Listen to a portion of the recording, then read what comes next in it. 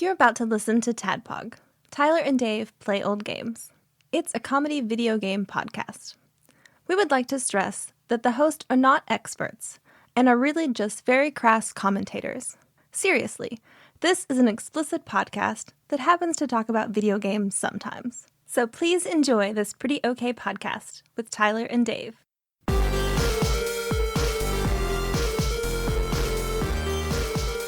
Hello, Internet. Hello. Welcome to a moving microphone. All right. We tighten up some shit. There we go. Nah. We'll leave all this in. It's good content. Welcome to Tyler and Dave and Ian Play Old Games. We had a busy week. I know, Ian, you in particular, I had one. Dave, I assume you also had one. Sure, yeah. So, yeah, we're gonna put off the Rocketeer till next week. We want to make sure that we're giving such quality film and gaming entertainment the proper attention that it deserves. Like it needs Batman attention. Oh, I've seen. Oh yeah, it does. I've always wanted to see the movie. Maybe not I remember in the same way. I don't know. Yeah, probably not in the same way.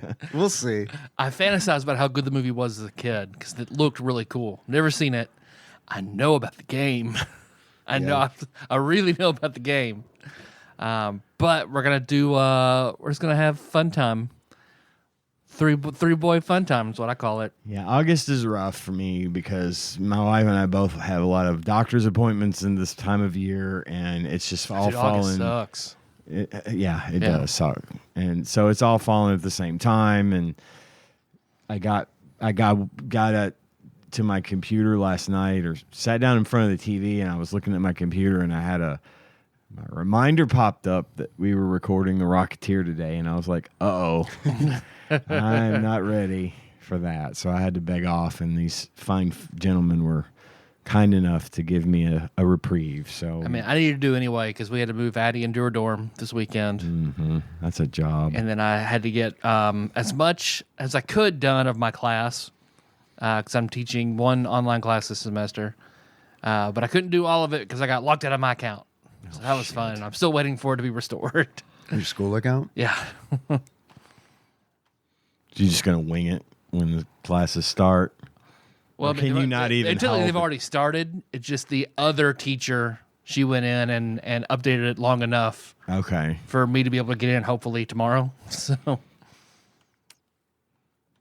Gotta love that technology. Mm-hmm.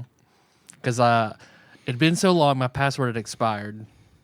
So then I went to reset the password. It's like, oh, you didn't sign up for password reset. It's like, what kind of weird bullshit is that? We have I never even saw the option. No one sent me a calendar or calendar invite. There's a thing in Office 365, which is what a lot of businesses use for their email and stuff now. It's like Microsoft's cloud-based stuff. Yeah, I'm personally not a fan. I like managing it. It's easier to manage, and like we don't have like Exchange servers going down because all their fucking emails in the cloud. Right, sure. So the worst case scenario is their internet goes down, they can't get their email, or if Microsoft has an outage, and there's nothing we can do about that. Yeah. So we just, it's easier to manage, and it offers a lot of good features that we can pass along, but none of it's free. You know how it goes. Yeah. But one of the options is to like not allow users to change their own password, and it's like, what? Everybody loves that.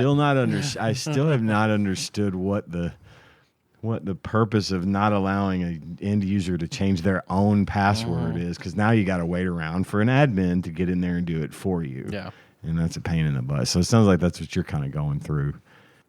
So yeah, just waiting for the same thing. They're admin, which they're slow to respond. They have a whole lot. They're not very many for the whole system because they're it's a college system for all over Kentucky. So yeah, it takes a minute. Yeah. But what else you guys been up to? I'll warn y'all about today. I have a beef. I have a rant. I have beef. I know vaguely what it's about. Yeah. But I know who it's about. You know who it involves. Right. But and I have, for the listener, I have to preface this story with I cannot name the name of the business involved even slightly, and for reasons that I will not get into. believe me, under different circumstances, I would very much like to name the name of the business that I'm about to rant about. It's also nearly impossible to narrow it down because there are like 400 of these in Paducah. Right. I could narrow it down without saying the actual name of the business, but it would still be obvious which one it is after. It's a car dealer. It's a local car dealership that We have a lot of good ones. and we do have so many good ones. It's hard to know which one to shop at, honestly. So anybody that's known me for any real length of time knows that I very much like cars. I've had a lot of cars over my life, and I like to buy them and have them for a while, and then I like to get rid of them and get different cars. Right.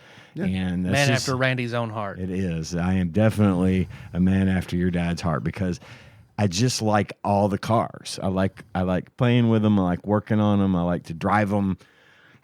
And I've got a very nice practical car, as you know. Nothing's wrong with it. It's fine. And I recently bought a truck from not a car dealership, from some fucking guy on Facebook. I bought a pickup truck because I was stupid and got rid of my pickup truck and then realized maybe a week later, fuck, I always need a pickup. Yeah. But I don't want to drive it around all the time, whatever. So I bought another pickup truck, an old 200. It's got like 270,000 miles on it. It's rusted out. It's a beater to haul stuff. It's a beater to haul stuff around, and it does the trick. So I bought this truck, and I like it fine. Again, it's utility more than anything.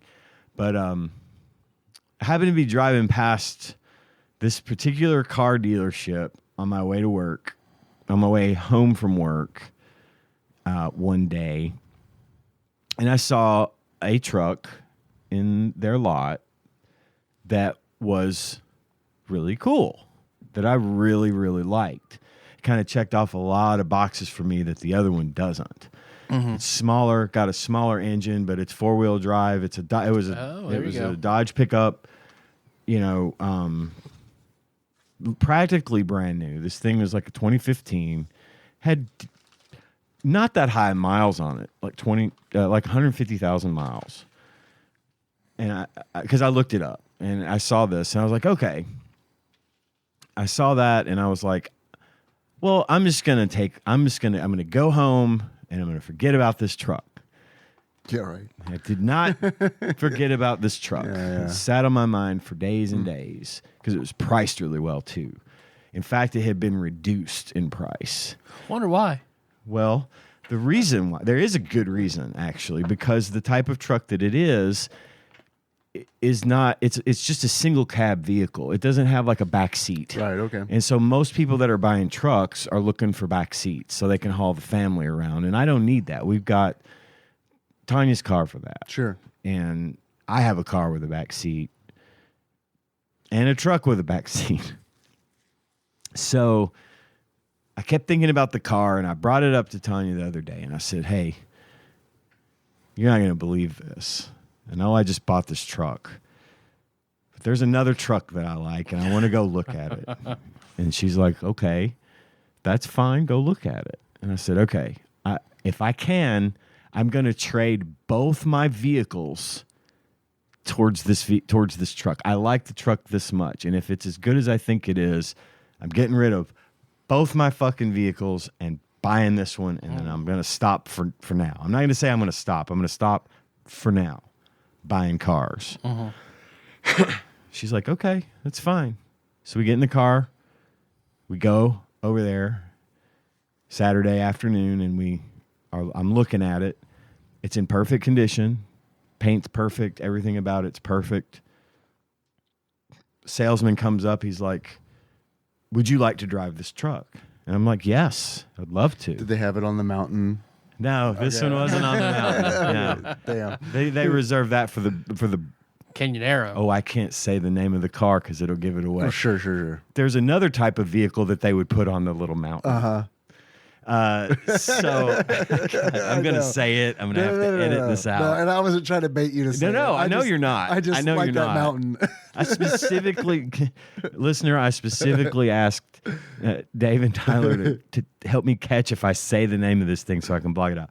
I'm not even going to get into why I can't say it. And I'm not gonna confirm or deny anything. If y'all try to figure this thing out, I'm not gonna do it. So don't bother. Anyway, I got the keys, and Tanya and I hopped in this truck, and we took it for a drive. Okay. And I loved it. I loved everything about it. It was perfect. It was awesome. The inside looked like it had never been sat in. It looked brand new. It got up and went, it got good brakes. It had good gas pedal, like good throttle feel. Yeah, sure. It was very basic, but it had all the right amenities, just exactly the things that I would look for if I were specifically buying a truck for specifically what I would use it for. It ticked literally every single box. It's the most perfect vehicle for me that I have ever found. And I know it sounds like I'm being silly. I am being dead serious. This vehicle was the perfect truck for me. So I took it out on the highway, made sure it was all good. We drove it for half an hour, brought it back to the lot, and I said to the salesperson, I want to buy this truck. And he said, all right, well, let's go in and talk about what we can do for you. I'm like, okay, let's do that. So I took Tanya home, came back in my little Chevy, my little Cruise, the one I fixed, paid $1,000 for and fixed. And I started talking. It's like, I got pictures of the truck because I was going to trade both vehicles in. He's like, oh, you have a Ford pickup that you're wanting to trade in? I'm like, yeah, it's a 98. It's old. It's got a lot of rust on the bottom, and it's got like 217,000 miles on it. So he's like, well, I'm not going to lie to you. They're probably not going to give you a lot. As I understand. So I'd like to get my investment back, which was like $3,000. I'm not ashamed to say. It was a good value for this truck, for what it is. He's like, we could probably get pretty close to that. That shouldn't be a problem. We can always use trucks. Like, okay. So we go in, and he starts looking at everything. He takes my information. He takes the VIN number off of the Chevy, and they go out to start driving it around to make sure it's okay. Trade in. It has that damage where I hit what I now believe to have been an armadillo, because an armadillo would have done that kind of weird specific damage. Yeah. It's taped up. It's still, and That's why your car has leprosy. that's why it has leprosy. I told him, no, I said, look, there's some damage to this. He's like, it's no problem. We'll put another bumper cover on there. It'll be fine. There's no physical like frame damage. No. It's all cosmetic. It's fine. It's been like this for months. It's fine. He's like, great. I said, oh, yeah, in my car, my Cruise, it only has 37,000 miles on it. He's like, wow. For a 2013, that's gonna be good. We're gonna be able to move that car. That's gonna be high value for you on your trade. I'm like, sweet. So he goes and he starts doing this. So my plan was I wanted to get at least half of what they were asking for this truck out of my car and truck, and then finance the rest. Okay. Not a big, because the financing on what would have been left over would have been very little, like small payments every month, Sure. Nothing big. So he comes, of course, you know how they do. They went and looked at my car, they ran the numbers, they came back. He came back to me like 15 minutes later. He's like, well, I'm afraid I've got some bad news on your trades. I was like, okay, what? He says, well, your essentially your vehicles are worthless to us. I said, why? He says, well, they both have salvage titles, which I knew. He said, your Cruise had been wrecked and rebuilt, and the truck has been rebuilt at some point. I can't remember what he said about the truck. He says, we ran the Carfaxes on it or whatever. Yeah. And honestly, as a dealership, no bank would. We finance our cars to people mostly. People come in and we finance cars to them. So no bank will finance a car to someone that has a salvage title. And and we can't sell it outright because we can't get financing on it. So we can give you $500 a piece. Good A Lord. total of $1,000 as a trade. And he's like, I'm going to be honest with you, man, I wouldn't do that. I'm like, well, no, of course I'm not going to do that. Yeah. You know, I realize that the cars have... It's so bad, even I would feel bad letting Right. you do it. I was like, yeah, it's fine, but I think it's stupid because I know they could sell these cars, you know, but they can't get financing on them. Right. The key word there is financing. Yeah. Because I was like, well, that was super fucking disappointing. And but not necessarily surprising. But I thought, okay, I do want this vehicle. So let's run the numbers. Run the numbers on the financing of what it would cost me to buy this truck from you. And I can just keep my trades and sell them myself. Right. And I could probably even get a little more. Right. You know. Yes. It's but going to be more again, legwork, but you can get more money out of it exactly. than the trade. Sure. And then if I hit my halfway mark, that's all I want. He's like, well, can you put any money down? Like, yeah, I can probably manage 1,000, maybe 2, if depending on how it will affect things. You know, I can make that work. And he's like, okay, great. I'll go run the numbers right now. Now I'm going to be the first to tell you, I don't have a great credit, but I had some problems with my credit, but I have since built it back up. And it's a reasonable score. It's not great, but it's not bad. Yeah. Not by a long shot. It's very good compared to maybe the way it's been in the past.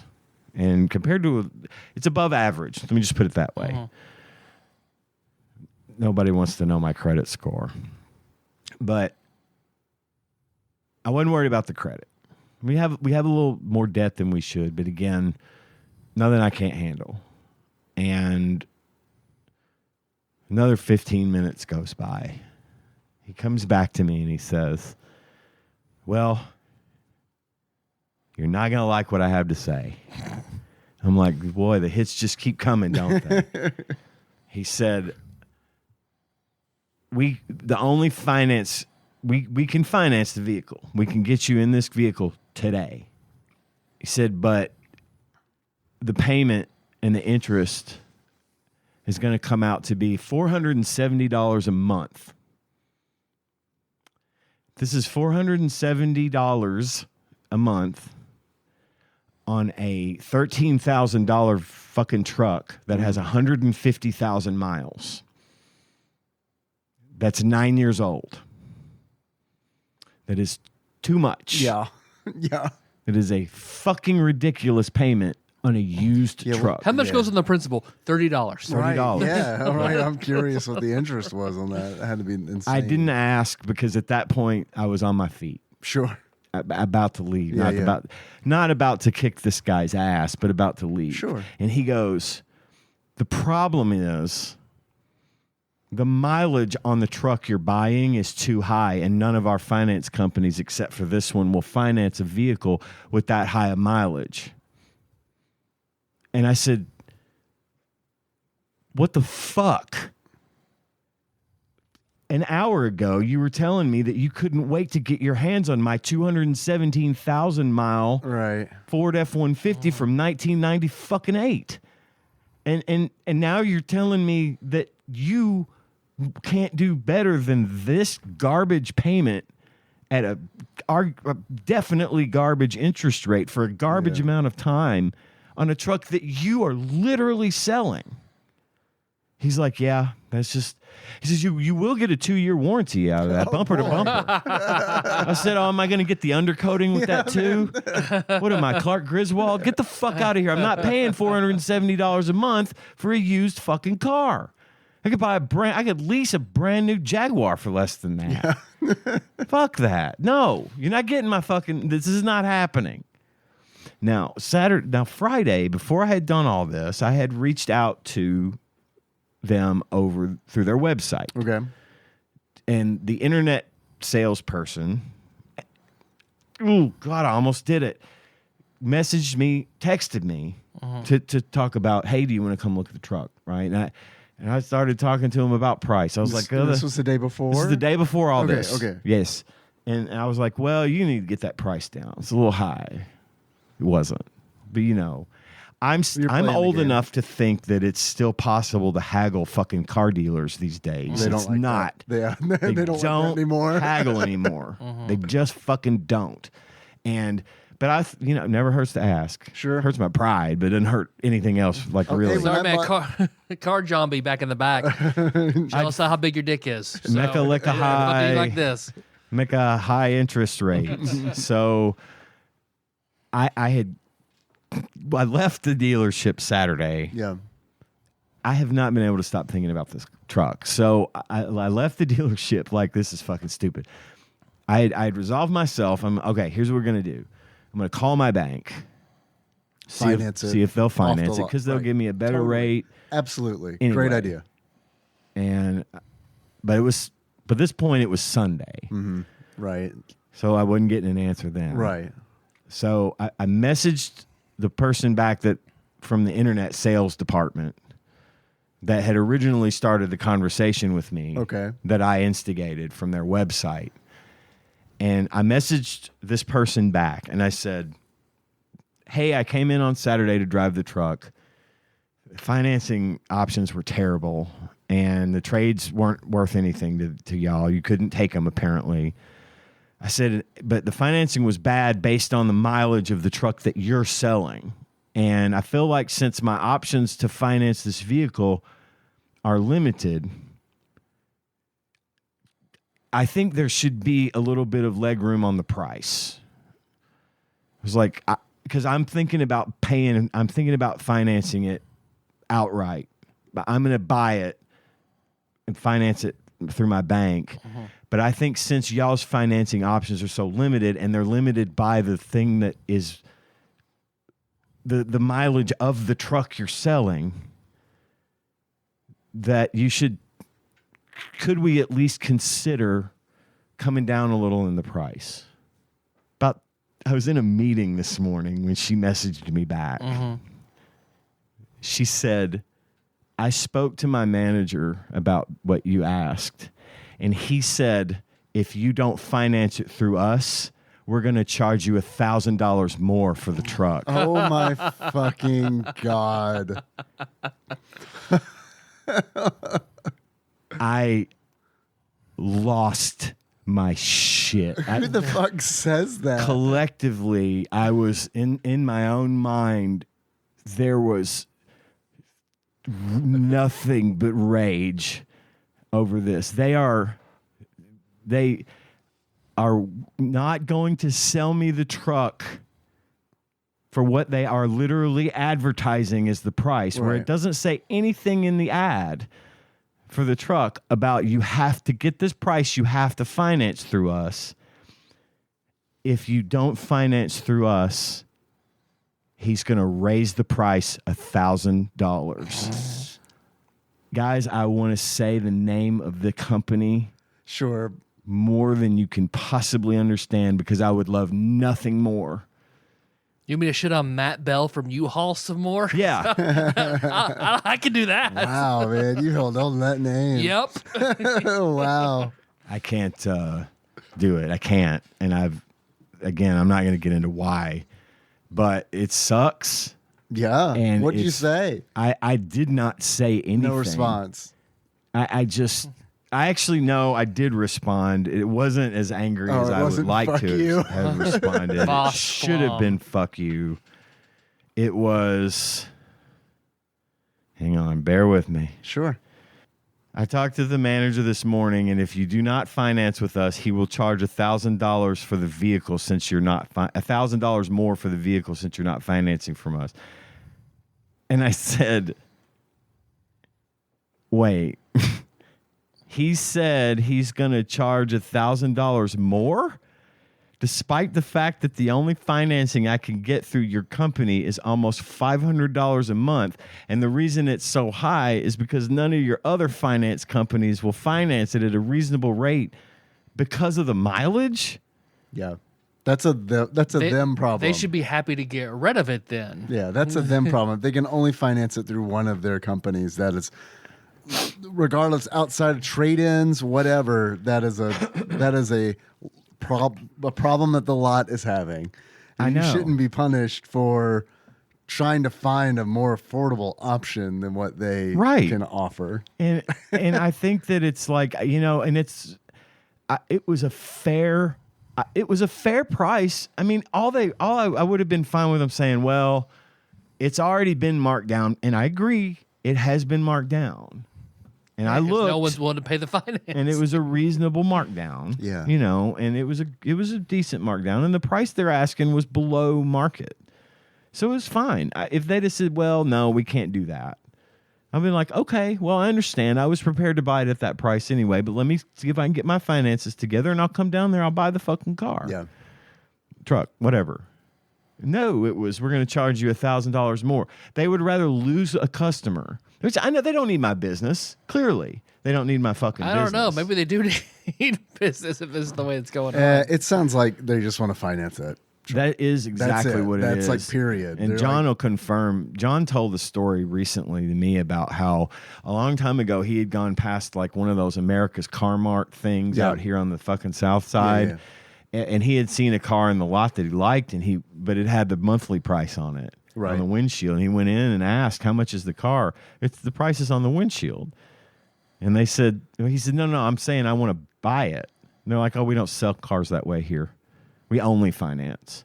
So I know that he's only interested in financing. And we were talking about with a buddy of mine at work today too. And he was saying that, it's almost like a law that you can't buy in Kentucky. You can't buy cars directly from the manufacturer. You have to go through a dealer, like new cars. Like I can't go and order a brand new, Jeep Grand Cherokee from Dodge or whatever. I have to buy it from the Jeep dealer. I didn't know that. And it varies from state to state, but that's generally the way it is. I remember that being a thing for Tesla, like trying to sell directly back in the day. Yeah, and I think it had something to do with the pandemic and the shortage of cars. The lots were almost empty. Hell, they were taking anything and everything back then. It was literally push, pull, or drag. We'll give you a fuck ton of money. Just bring us cars that we can sell. Yeah. I probably could have just traded straight up 1 for 2 if all this is going on then. Yeah. But yeah, they're only interested in getting that financing, and they're so interested in getting it that they're not willing to consider. I remember going with my dad to buy a car and watching him work the dealer and watching him work the salesman, and they're both clearly in their element. And him coming out with a deal that he was happy with, and the salesperson coming out with the sale that he was happy with, and we shook hands, and that was the end of that, right? We bought a fucking car. We got him to work on the price a little, throw in the undercoat, give us a little bit of the towing package. I don't know. That was the way you used to be able to buy cars, and I know it dates me a lot. It makes me sound very old, but it's not been that long ago that you could go into a dealership and say, look, I'm going to make you an offer. I have a suitcase full of cash here, and I'd like to give you a chunk of it for that car. Sorry, we can't do that. We really need to get that. How about we finance that for you at 25%? Or, it's fucking ridiculous. Yeah, the predatory lending is so, profitable. It's fucking everywhere. That's and like the sheds and stuff that are around here, where it's like you can buy a $5,000 shed for $25,000 worth of financing. Yeah, it's like, well, and that's the other thing we have. I almost did it again. I am well versed in the portable shed thing.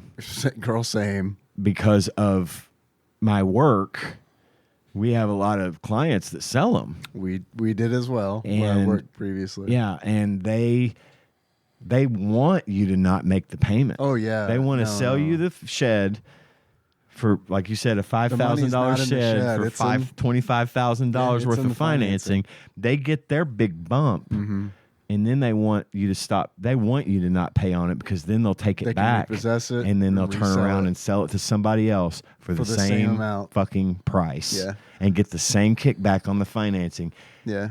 It's predatory. It It's should be regulated, awful. but it's not. It's definitely it's not. And not to mention the fact that if you don't pay for it, you get turned over to the credit Sure. bureau and you get your credit fucked even harder. And then it makes it even harder for you to get a legitimate loan, which then keeps you in the fucking hole because the only loans you can get for the things you might need are shitty and predatory. Right. So Yeah, those interest rates are insane. on that those was things. it really pissed me off. Like I was frustrated whenever they told me that they were going to charge me $1,000 additional. Sure. Just the absolute, That is like, just the blatant, like, yeah, my boss was- said it cost you that, like, just coming right out and saying it. it was It's a like, what the literal fuck you. Yeah. It was a literal fuck you. Yeah. And I want this truck, but not that bad. And if I had the money right now to buy it, I wouldn't give it to them. Yeah. I hope they lose their ass on it. I do. They won't. Sure. But I Yeah, hope they it ends up won't, going to but- auction and selling for, $3,000. And I want them to get fucked over in some way because I mean, just the fact that we live in a society now where businesses would rather run you off than do something to keep your business. Late stage capitalism, It baby. is late stage capitalism, and it's fucking it blows my mind. I cannot fathom not making a deal, not working it out. Let's make a sale. Let's get this truck that no one else wants off our lot to the one fucking guy in town that wants it. And then you know why I know I'm the one guy in town that wants it? Because the salesman said, oh, yeah, because Johnny and I were looking at a couple of other trucks at other places around town that I had found just to do some comparison shopping. And there was this one family that was always there before us looking at the same trucks I was looking at. And when we got to the other place, the place that was trying to fuck me over, they were there. And I went to look at this truck, and the guy said, yeah, that family over there was just looking at it, but they don't want it because it's not got enough room. Doesn't have And the he said, Cinecab. he said, this is a great price on this truck. I've showed this truck to 20 or 30 people, and every time they say it's a great truck, but it doesn't have the space we need on the inside. Nobody wants it but me. And they're still not willing to sell it to me. They're not willing to sell it to me for the price that they have literally advertised now on the internet. I can't get it for that price because I won't finance it through them. So fuck them. Fuck it. Fuck them. I am sorry. That was 32 minutes of No, me it's telling okay. that story. Hey, that's all My, good. my back teeth are floating, so I'm gonna run out real quick. All Yeah, right. go. I hate it. I hate it. Last two cars that we bought, I tried to haggle, and it was straight up. Nope. Price is what it is. Yeah. And you know what? If I don't, if it's reasonable, if the price is reasonable, Both of these were. that's fine. You know, I'm not looking to try to screw you over. I'm not looking to say, hey, now I know what you've got in this. That is when they can say, you know what, go fuck yourself. This is the price. But they should take. If I had to walk into Walmart to buy groceries and apply for financing every time I wanted to buy, Just wait for vegetables it. and I'm sure it's coming. Yeah, just wait for It's it. like, oh no, we can't sell you these groceries for your cash or for the money that you have in the bank. You need the Walmart scripts. We're gonna need you to apply for financing. But it's 3 easy payments. You can get that done before you come back to the grocery. I just think it's stupid that if I ran a business and someone came in and said, I'm interested in buying this thing that you have for sale, yeah, okay. That's exactly what we're here for. I'll sell it to you. Yeah. You got money? I got stuff you want. Give me money. You take Oh, stuff. you have money? That's a problem. Yeah. Ooh, sorry. We need you to not have We money need you to not have because money. we need you to need our money. that we get from these people. I watched season 2 of Loki. Okay. It was fine. How's episode 5? It's fine. Okay. It's fine. It wasn't as good as season 1, but it was okay. I only watched it because I watched Deadpool Right. and I wanted to see if there was something I missed. Right, I didn't really catch anything. I don't know. And I watched a movie called The Angriest Man in Brooklyn, starring Robin Williams, who I generally don't care for his movies, but some of his stuff I do very much like. And he was in Toys. this. I love Of toys. course. Mila Kunis is in it as well. He plays a very angry man who goes to a doctor's appointment, and the doctor isn't in, and the fill-in is Mila Kunis, and he's yelling at her, "What the fuck? I had these tests. I haven't heard anything." And she's like, "You haven't heard the results of the test? This was a week and a half ago." "No, the doctor hasn't called. He probably just cut out for a weekend." He's yelling at her, getting in her face, freaking her out, right? And he's like, I want to buy the car. Yeah. I can get a loan somewhere else. This is why I watched it, because this guy was so rage filled over this. I was like, yeah, I feel like him. I'm gonna watch this. It turns out he had a brain aneurysm, and his test showed that he has a brain aneurysm. And so then he starts screaming at her, "I want you to tell me what's over. How long do I have? How long do I have? How long do I have?" He's getting in her face, and she looks down and sees the cover of a magazine that says 90-minute turkey recipe. She says, 90 minutes. And so now he thinks Link to this movie. Now he thinks he has 90 minutes to live, and he rushes out of the hospital to go try to make amends for being such a terrible person. It's a pretty good movie. I enjoy it. I normally don't go for movies like that, but I did very much enjoy this one. Angriest Man in Brooklyn. 3 stars. Was in Sage says, check it out. Right on. I'm done. I'm done talking. I'm not saying another word for this whole episode. Please do. Please do say words. Okay. Dave, what's up, man? Not much. I saw that Alien Romulus. Ooh, yeah? movie. How was it? I liked it. Good. I liked it. I was kind of on the fence about going to see it, and then it was like, well, they're trying to go back to like the horror roots. Yeah. So I'll go check that out. It was good. It was good. And then I saw like the Rotten Tomatoes scores, and it's like, okay, that's like better than I expected.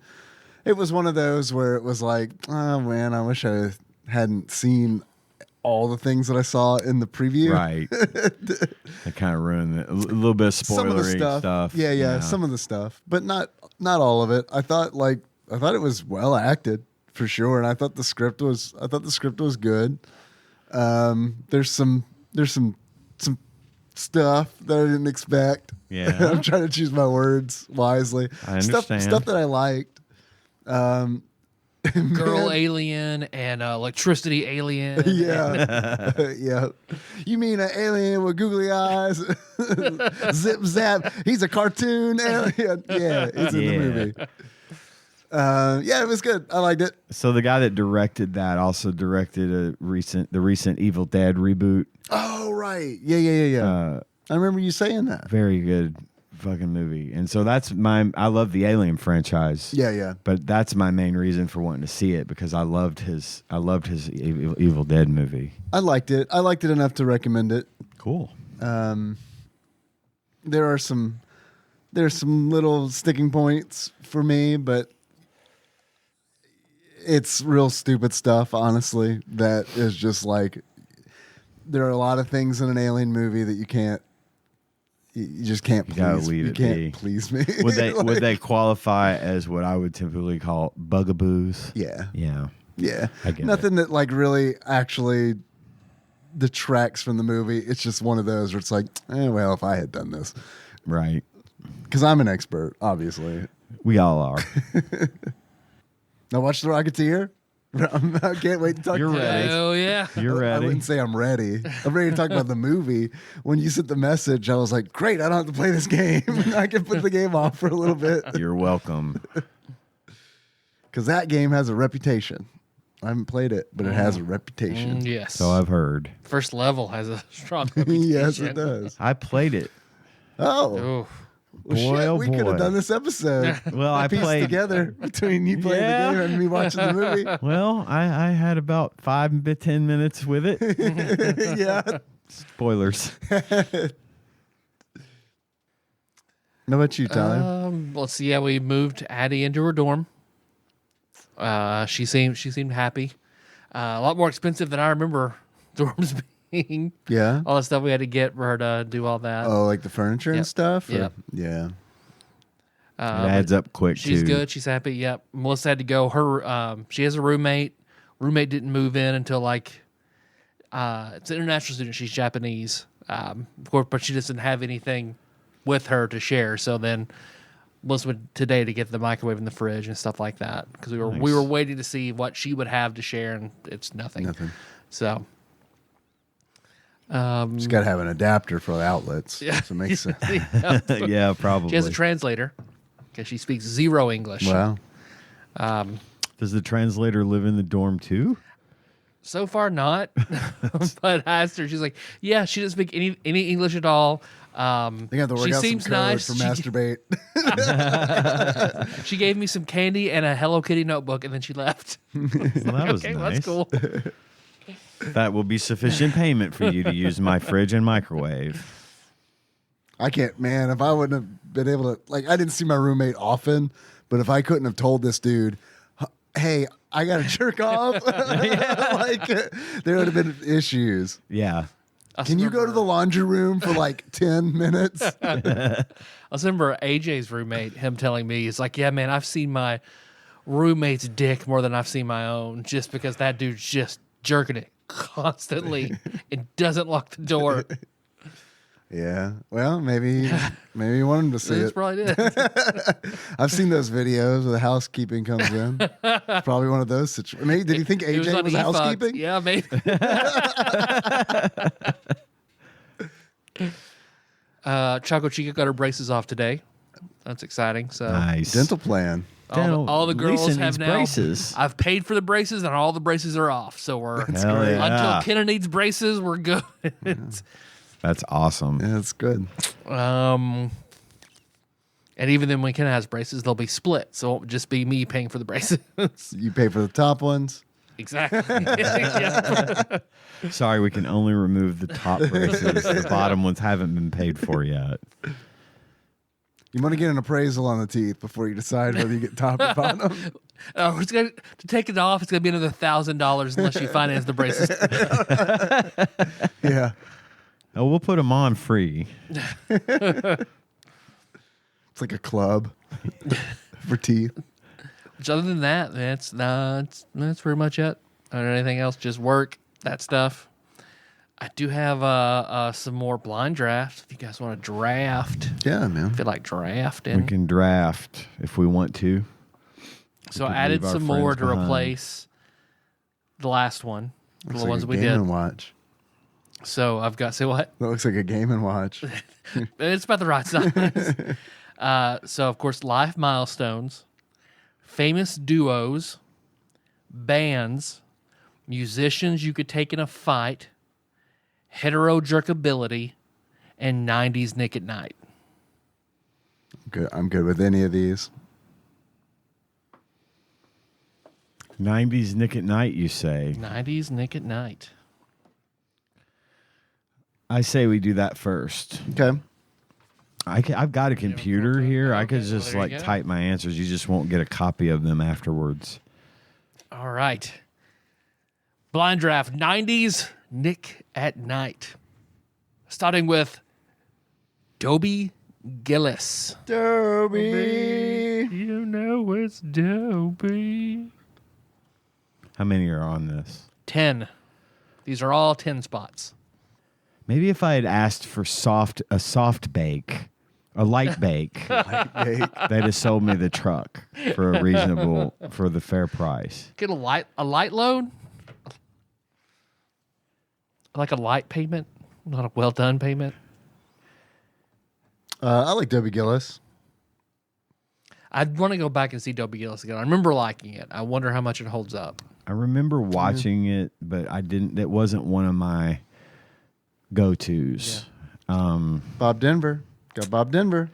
I think it was his breakthrough role. I'm going to put Dobie Gillis. Maynard P. Maynard Krebs. P. P. Krebs. I'm going to put Dobie Gillis at number 6. There's a lot of good Nick at Night shows. That's kind of where I'm going with that. I like, but I really did look forward to Dobie Gillis. I'll put that at a 4. Banger theme song. They have a good theme song. Got the thinking man statue. It's good. It's good stuff.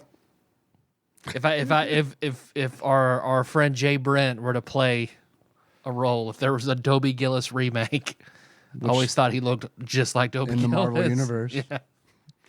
He's Dobie 616.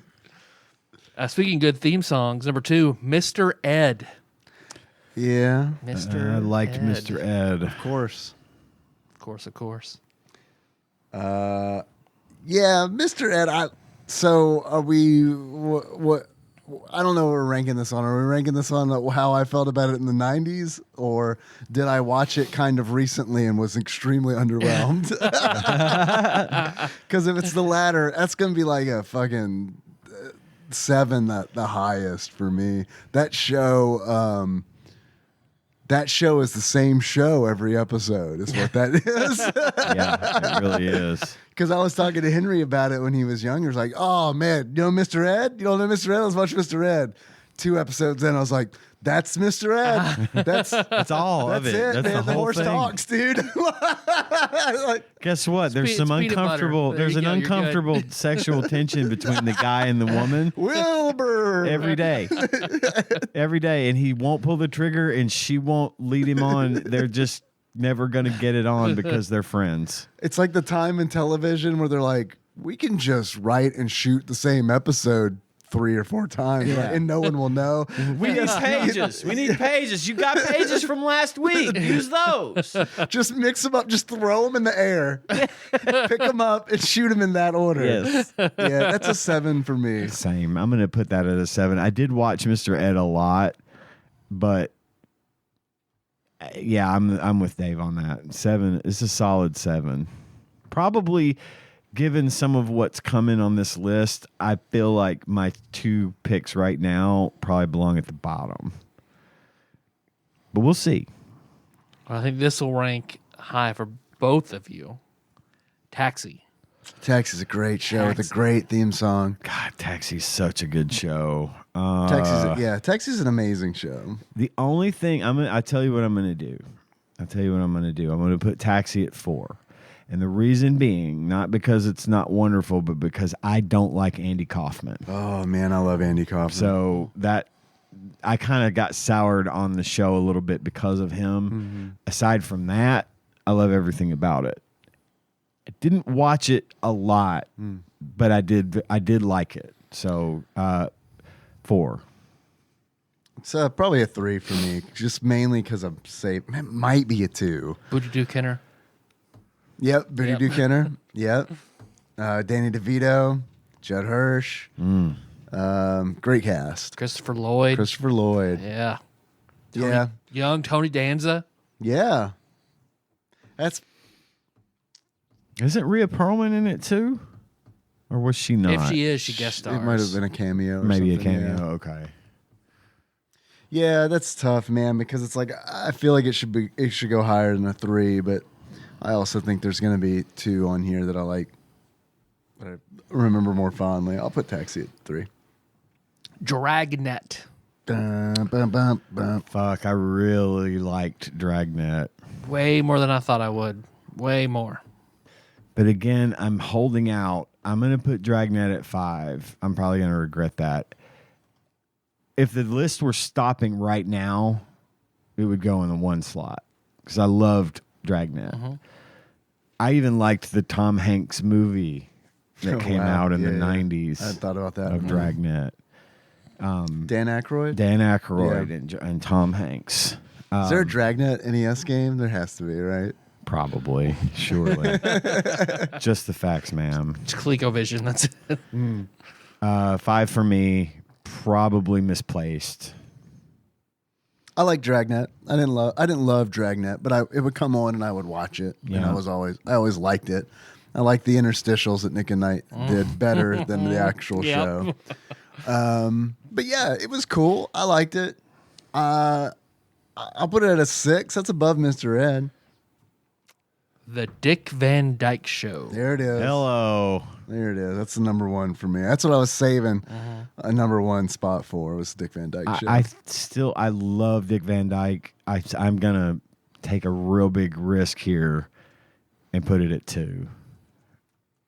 Even if something shows up in this draft that I actually like more than Dick Van Dyke Show, I'm still You're not feeling Happy bad. with it. perfectly happy with Dick Van Dyke. It's a fucking number 1 great spot. show. It was a great show. Still a great show. Yeah, it holds. I say it holds up. I haven't watched it probably in the last 10 years, but Nikki and I watched all of it again like 10 years ago, and it super held up in my opinion. Yeah, and it. I don't know. It's one of those where it's like, because I didn't live in that time period. It's really interesting to see that, and it feels genuine. Yeah. I don't know if it is or not. He had a great job. That show was so good, man, because it's like it mixed things up constantly, because it's like, and it was so character driven. yes. Where it's like you have Rob's home life, and then you've got the neighbors. And then you've got his work life. Yep. And then different sets of characters in each one. And Yeah. It's always weird when you see them. when they mix. Why are you in a home scene? Yeah, they have like a house party or something. Yeah, man, I used to love it. Such a good show. It's a funny show, and also a show like maybe one of the first shows about a show about a show, Right. because they're writing Yeah. a show, and I loved it. And I thought he had such a fucking cool job, where he's a comedy writer for a show. Didn't he have to like push to have the black neighbors show up? Yeah. Remember Yeah, that and that's a being great episode. controversial? Yeah. Absolutely, it was controversial. Great episode. Just having black people on the show. Yeah. Yeah, that's a great episode. My favorite episode is the walnuts. Absolutely. Absolutely. I'll never forget just the way Mary Tyler Moore raises at the back of her Yeah. hair. Like I can see. Yeah. Yeah, and then him opening the closet and all the walnuts falling out. Dude, that is like that's a great show. The fact that it's like as early as that was, and they were doing weird. It's like that was the episode. You know what I mean? Where it's like it was formulaic, but it would break that a lot of times. It gave it like the Drew Carey show kind of gave me like Dick Van Dyke. Yeah, I could vibes, see that. Where it's just like, it's kind of like this is how it's set. And you've got that workplace part of it. And then you've also got Drew's like home life part of it. And then they also just do completely off the script weird stuff. We'll follow that up with the Mary Tyler Moore Show. Yes. I loved Another the Mary favorite of Tyler mine. Moore show. That was what I was saving the 2 spot for. I don't know what I love more between the two. I love them both for very different reasons. Oh, yeah. But I like them both very, very much. Was it ever weird for you? It was weird for me. I remember as a kid and being like, I know this is not Laura Petrie. Yep. But it's really difficult for me to be like, why'd she leave Rob? What happened? She's gay and she's with this Rhoda now? Is I that love Rhoda. I shouldn't say I never watched the show, but I didn't like the Rhoda show as much as I never really watched Rhoda or Phyllis. oh fuck, man! But Mary Tyler Moore, that was great because it's like Ted Baxter, Dude, Ted Lou Baxter Grant. Lou was Grant a like fucking a man. motherfucker. Yeah. I love Ted Baxter. Murray was good. Yeah. All the support. Yeah, all yeah. the support. Fucking Betty White. Yeah. Yeah. All the support was fucking 5 stars. Yeah, in it that was. Yeah, it was. show. Bewitched. There's my number 1, baby. Where did both of you put Mary Tyler Moore show? I put her at 3 because I didn't watch her Yeah, as you put her much, at but 2. I know I know it was a great show. Bewitched is my number 1, and I would not be sorry to say that. Kind of like Dave was saying, this belongs in my number 1. I watched Bewitched like it was my fucking job. I loved that show. It's a 5 for me. That's the top that I have open. That's the topmost spot that I have open is 5. The next one down is 8. I might put it at an 8, but Elizabeth Montgomery is so fucking goddamn pretty. that is just like I had Pretty is the perfect, like not hot, not cute, but She's pretty. pretty. I had She's a two pretty woman. first quote unquote first crushes as a kid. Blondie, Debbie Harry was my first, and Elizabeth Montgomery was my second. I love that show. I love looking at her. I love both of the fucking Darrens. I loved her mom. Yep. I loved the whole thing. Yep. It was really good. I even liked the Bewitched movie that Will Ferrell and Nicole Kidman did. It was okay. I know about that. It was okay. I mean, it wasn't great, but it It's was okay. about like the production of Bewitched, but then they What? cast but an they actual cast witch. an actual witch. Yeah. It was a weird concept. Yeah. It was I kind was of like excited at first about the production of Bewitched, and then we got the real witch. Yeah. I was like, oh. Gotcha. Okay. Well, But- hey. yeah. I was holding out, out. hoping that you would add Bewitched to the list because that's my fave out of this Nick at Night stuff. I'm curious if the rival show is on the draft or not. I wonder myself. So next, where you putting it, Dave? 5, 8, 5. 5. I only have 3 spots left. Me too. Mine are all at the bottom. I love Lucy. Okay. Oh man, I wish I could put this above Dragnet and Mr. Ed. Me too. And Bewitched, Me but too. I can't. She's gonna have to go in the highest slot I have, which is 8. But that doesn't. Same. It's not indicative of how I feel about I Love Lucy. If we didn't have I Love Lucy, we wouldn't have Star Trek. We wouldn't have the kind of empowerment shit. that she gave Yeah. women, and You wouldn't have other female-led shows like Mary Tyler Moore Show or Bewitched. Yep.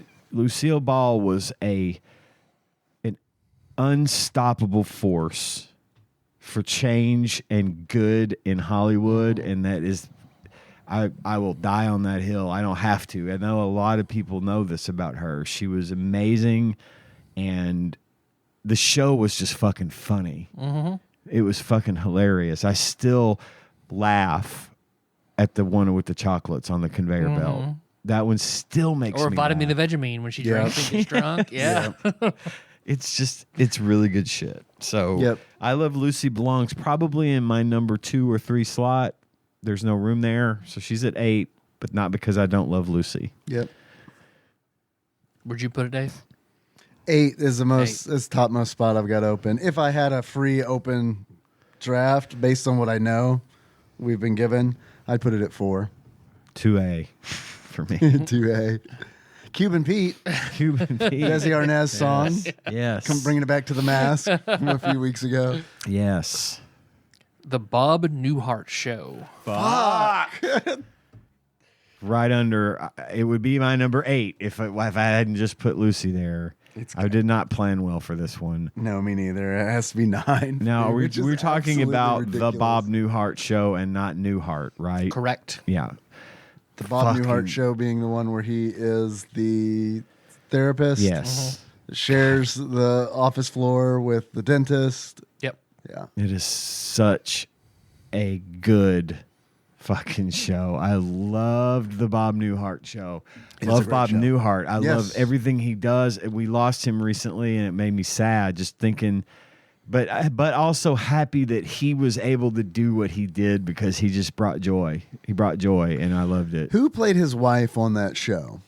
I don't know her name. I do know her name, and I cannot think of it right now. I'm gonna look. When I was a child watching these, I remember that I wasn't like actively like, that woman is old and not attractive, but that's what my brain was saying.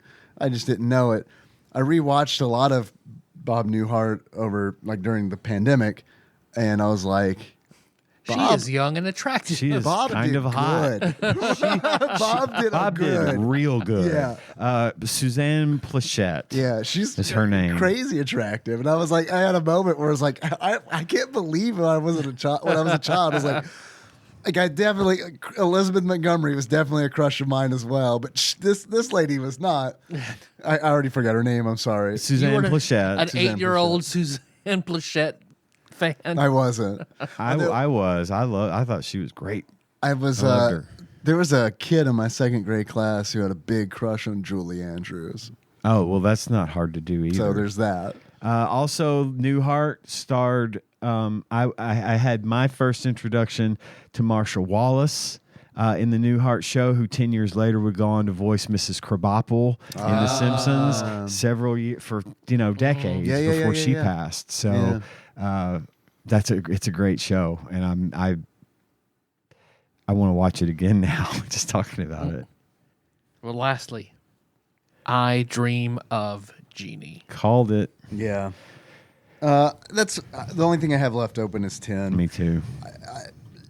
That's probably where I would put it. I was never really a big I Dream of Jeannie fan. I because Nintendo versus Genesis mentality, I was a Bewitched guy. Yeah. It was weird. Like Girl, same. Yeah. I very much liked I Dream of Jeannie. I liked the concept because he was an astronaut and he found the, I liked all that stuff. And I thought, of course, Barbara Eden was just fucking smoking hot. And she dressed in next to nothing. Show that belly button. Show that belly button. So I did very much like the show, but it get Coke or Pepsi, and I'm choosing Bewitched over it. Which is the Coke. Yeah, And the Super Nintendo. Yeah, totally. Coke, Super Nintendo, Bewitched. I Dream of Jeannie on my actual list, had I been able to categorize this properly, would have come right underneath Bob Newhart. After Dick Van Dyke show, but because I did like it. I did like. You want to reorder it? How you would do it? How we do it? Yeah, sure. If you had these 10 to rank, what would the ranking be? My actual rank would have been Bewitched at number 1, Bob Newhart at number 2, Dick Van Dyke, I Dream of Jeannie, Dragnet, Mary Tyler Moore, Dobie Gillis, Mr. Ed, Taxi. Taxi would have been at the bottom. Out of all these shows, I would have to say Taxi was my least favorite, but I still liked it. Yeah, this is a good list. I appreciated it. This is a really good list. It's hard to do, but that's how I would have done it. Dave? I would have put... I'll start from the bottom because it's easier for me to do it that way. Mr. Ed would have been at the bottom. Fuck it. Jeannie would have been at the bottom. Then Mr. Ed. Then, man, I love Dobie Gillis. But then Dobie Gillis. And then Dragnet. And then it gets really hard. Bewitched. And then it's like, okay, I Love Lucy. Bob Newhart. Taxi. Like Bob Newhart and Taxi is like really hard. That's a tough call between the two. Yeah. I could see that. Mary Tyler Moore and then Dick Van Dyke. I mean, I feel good about my top 2 for sure. I do. I feel good about my top 2 as well. Because I specifically held those spots for those two shows. Yeah. That was a good draft. That was fun. Man, that was fun. Thank I love talking about those I knew we shows, all had dude. that in common. So. Yeah. What were our other choices? Life milestones, famous duos, bands, musicians you could take in a fight, and hetero jerkability. When you say musicians you could take in a fight, do you think are you saying what my likelihood of taking them in a fight would be? Yes. On the list? Yes. Okay, so that's right out because I couldn't beat up anybody. You'd be surprised. This is also my logic on this one. I don't think I would win in any fight. I go in assuming I'm going to lose. It'll be prime. Everyone, you included, in their prime. Okay. Same thing. I'm torn between that one and famous duos. I'm more interested in the duos. Let's do famous duos. Famous duos. Okay, 10 spot. Number 1, Kermit the Frog and Fozzie the Bear. See, now what you said after Kermit the Frog was going to play a big role because I didn't know if you were going to go Miss Piggy. I feel like that's a little more romantic than duo-ish. Okay. So I avoid romantic entanglements. Okay, so These the are original friendly ambiguously duos. gay duo, Yeah. Kermit and Fosse. Yeah, yep. I have been famously not a huge fan of the Muppets most of my life. I appreciate the Muppets, and sometimes that Muppet Show would have me fucking cackling because it was funny. Hell yeah. But I think I'm gonna hold out. I'm gonna put Kermit and Fozzie at 8. 8. Dave? I mean, I like Kermit and Fozzie. I like the Muppets. Feels weird to say I don't love the Muppets, but I'm not like a big Muppet. I'm not a big Muppet head, you know? Like, Yeah, I do know. but I mean, I'm it's the like, same I'm way. glad that the Muppets existed. Yeah. A suck Muppet. Yes. I'm sad that like Disney owns them now and will do nothing with them. Right. Yeah. So I feel like they're kind of That sucks. That's unfortunate. You're right. so, but I don't know. I don't love them. So that's 5. That's a middle. I'm looking forward to this SNL biopic that they're coming Me out too. with Me too. with Jim Henson in it. That looks really good. I haven't heard about this.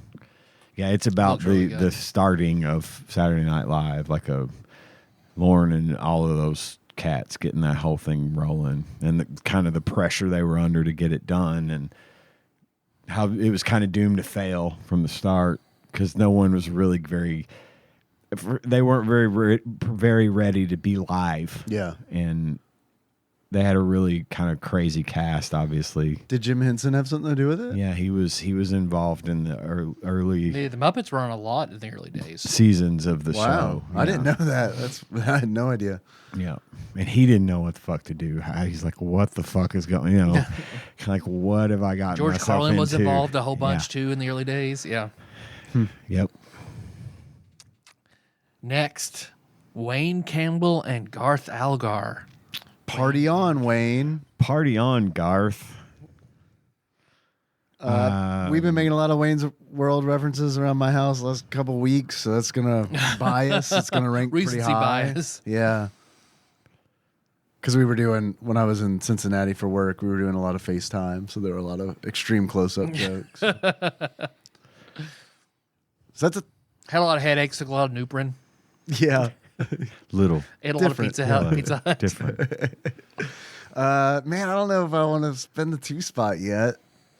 That's a 3. I'll do a 3. I'm holding out for 1, 2, and 3 here. 4 for me on Wayne and Garth. They're great. Han and Chewie. Han Solo, Chewbacca. What a Wookiee. A droid won't rip your arms out if he loses. I'm going to put Han and Chewie at 2.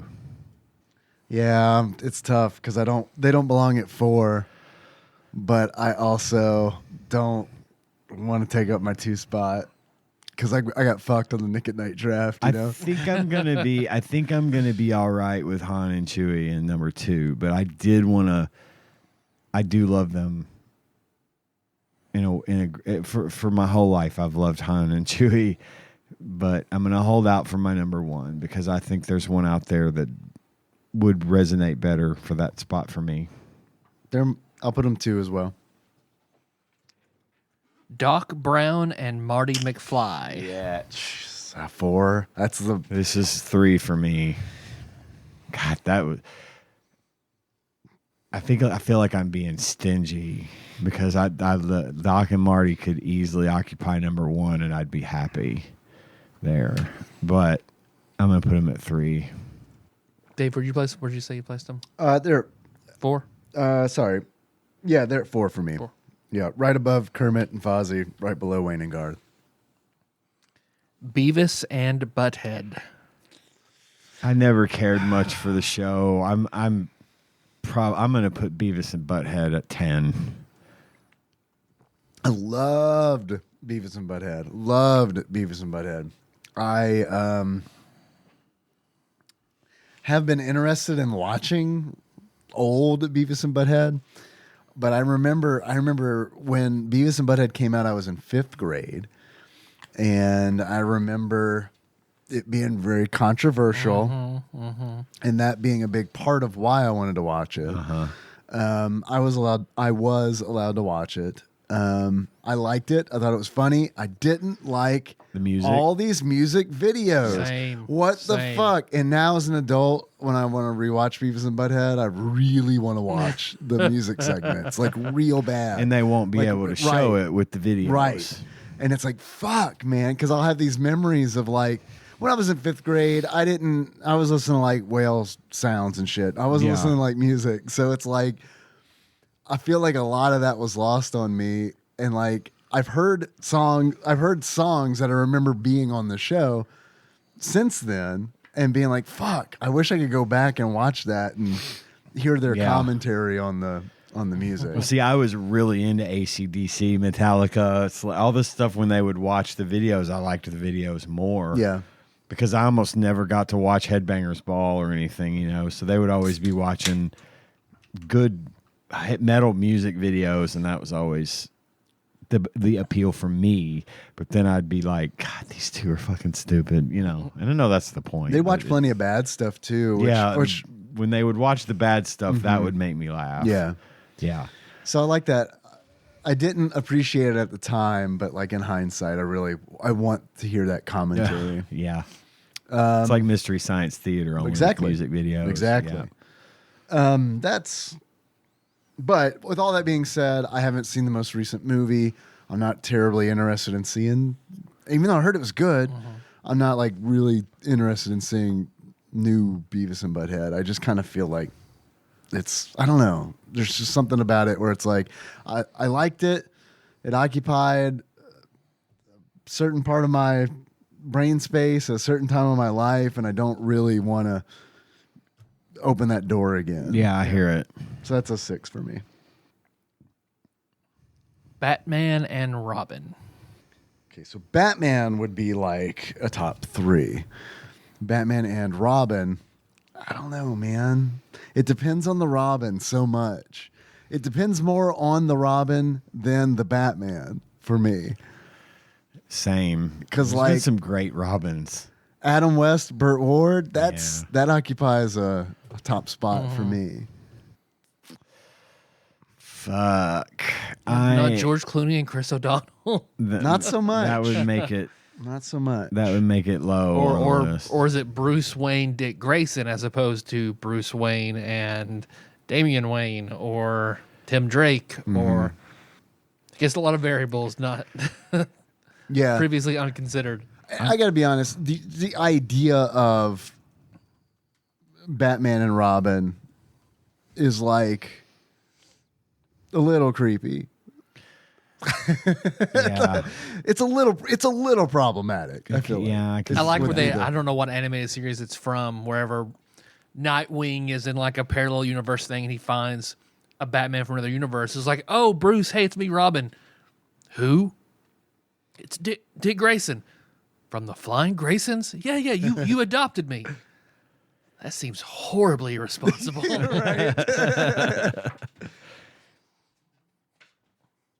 I do love Batman. I also love Batman and Robin. I loved it from the Justice League. I love the old Batman show from the 60s with Robin and Burt Ward, like you said. But I'm going to put him at 5. 7 for me, only because I don't have I don't want to put them in 1. I love Batman. So much Batman happens that I love that doesn't involve Robin Exactly. at all. I prefer Yeah. I prefer Batman over Batman and Robin. Agreed. I prefer Batman and Catwoman over Batman and Robin. Yeah, I could see that. I prefer Batman and Commissioner Gordon over Batman and Robin. It's just like, it's odd. And even as a kid watching like the original Batman series, I remember thinking, this is an odd arrangement. This is a weird arrangement. It's like, what is your relationship? Joey and Chandler. I'm sorry. I need to open up spots. I'm not like, I like Friends. I think Friends is a good show. It's not a favorite of mine. That's 10 spot for me. Number 9 for me. I love them. I thought they were fucking hilarious together. that show had its moments. That it was a good show. It was entertaining. They had great chemistry on screen. It got old for me really fast, and I never really cared about it to the extent that a lot of my friends and family really did. My aunt was obsessed with it. You know, she was obsessed with it. But I liked the show, but I never cared about it much. Yeah. So they're going to rank real high on the list at 9 for me. Friends also hit for a very, like, I don't know if it'd be like the perfect or the imperfect time. I was like in 6th grade when Friends hit, and that was like very much a time where it was like a lot of people were watching Friends, and it's not because they thought it was funny. It was like, we're watching Friends because it's popular. And it was one of those where it's like, I don't know. I liked it. Yeah. I thought it was funny. It was a funny show. But yeah, it's the same with like Beverly Hills 90210. I remember that hitting around the same time, and it was like, y'all don't like this show. There's no way y'all like this show. Man, I've tried to watch that with Melissa. She loves it. I hang on. That one to me is just a pure, like, kids Yeah. watched that because they thought it was what teenagers were watching. Well, the thing is, Friends and 90210 were targeted to my exact demographic at the time, which was low to mid 20s. Yeah. And I still didn't go for it. Now, Tanya didn't watch Friends, but she ate up some 90210. Yeah. Now I've seen every episode of that show just because I was not allowed anywhere near the remote. That's when another that was one on. that's- That and Models Inc. Like the Beavis and Butthead music videos, there are tons of missing streaming 90210 videos, episodes because of the music in it. Oh, yeah. So, Yeah. like if you go to streaming on Hulu, there are huge chunks of seasons Wow. gone. Yeah, and that fucking sucks. I mean, Get for AI those in that there, really like it. Scrub it out. Tanya took a real liking to those types of shows. She watched the what was the one? Melrose Place? Melrose Place was a Party big of Five. Party of Five. She didn't watch Party of Five, but she liked the one with the witches. Charmed. Charmed. Okay, I kind of like Charmed myself. Listen, Charmed. I got into it with Charmed her. was all right. I got into it with her. I was like kind of into it. Plus, also Alyssa Milano and Rose McGowan and all these women it's in fun. there. It's Fucking. great. Yeah, it was great. Yeah, there wasn't anything bad about that. I was fine with it. I never admitted to watching it until I was older and didn't care. I but- watch Charmed like a lot of women watch Supernatural. Yeah, Where it's like, this is serviceable, and these guys are dreamy. I watched all of Supernatural. Yeah, Supernatural is actually a pretty good show. Good show, and those two guys are dreamy. They are. They were good actors. Hey, this too. is not the hetero jerkability. oh shit! Hey, but they are a duo. Had my. Please make sure they're on that list, Tyler. Kirk and Spock. Is that what you're saving a spot Hit me. for? Hit me, baby. Kirk and Spock is my number one. And this could be any variation. Unlike Batman and Robin, this could be just about any variation of Kirk and Spock because there have been a few reprisals of the role by different people. We've had the Kelvin timeline in the 2009 Star Trek reboot, which was Chris Pine and Zachary Quinto playing Kirk and Spock. Their relationship was amazing. And then William Shatner and Leonard Nimoy, their interactions, their interplay, especially in the movies, were fucking great. Very few shows have done such an effective job of illustrating the ins and outs of a complicated friendship. And Kirk and Spock were the fucking epitome of that, and they've never deviated from that. In all the shows and iterations, even the ones where they're not in the show but they talk about them, it's Kirk and Spock almost always in the same breath. And the complex nature of their relationship has always been fascinating to me, and I really am glad you added that to the list because that is my solid, without question, number one. Loved it. Thank you. It's not a number one for me, and the next spot I have open is an 8. I would put them higher than 8 if I had the open spots. But yeah, I agree with you. I mean, I think Kirk and Spock are great. They're fantastic. Their relationship is great. They're opposites, but they serve a common goal. Yeah. And they care for one another. Absolutely. So yeah, it's a great duo. Mario and Luigi. I'm going to put them at 7 because honestly, I could take or leave them as a duo. Right. Individually, I love the Mario games and I love the Luigi's Mansion games, and when they're together, it's kind of like, oh, okay. You know, it doesn't really, they don't ring out to me as a duo because they've so rarely been. You got to play a duo. the DS RPGs to see them together. Right. Good duo. Not. I know they're brothers, and I understand all that. It's just for me personally, I would prefer them. I prefer them individually. So I've got a 1 spot and a 9 spot left. It's a gamble. Yeah, I feel like I can get away with putting them in the 1 spot and be like, it's a video game podcast. I'm doing it for the sake of the show, you guys. So I'll put them in 1. And even if 9 is my actual 1, I'll be like, it's a video game podcast. I'm doing it for the good of the show. Yeah. So Mario, and Luigi Mario, number 1. Lastly, Bert and Ernie. Okay, I did good. I did a good thing. I like Bert and Ernie. I do too. They're another complicated friendship. You I know, was really worried you were going to say Hall and Oates. That's what I was saving number 1 man, for. that would have been. I would have been like, man, I need to move Batman and Robin or Wayne and Garth. They may make an appearance on one of these other jerkability. lists. Maybe or musicians who can take it a fight. I couldn't do. I think Oates would kick my ass. I couldn't take Hall and Oates. We gotta take both of them. We gotta fight them at the same time. I'm really in trouble. I don't think I could beat one of them. Right. But both of them. I might. But how severely would they kick your ass if you can't beat them? Yeah. I mean, like, what option do you have? Is it you just fight until you win or lose, or is like running an option? Like, is there what kind of guerrilla tactics? When we get to that one, I'm sure these questions will be answered. Sure. But I will say, as a sneak preview, I think I could take Hall. Yeah, I okay. do not think I could take Oates. I think that motherfucker can fight. I think he's got something up his sleeve. Yeah. I think he'd surprise you. Yeah. Okay. Anyway, that was a good one too. Hell yeah. Hell yeah. Thank you. So life milestones, bands, musicians you could take in a fight, hetero jerkability. I want hetero jerkability. Let's do it. Yeah, I do need to use the restroom. And by that, I mean pee on the brown spot in the yard.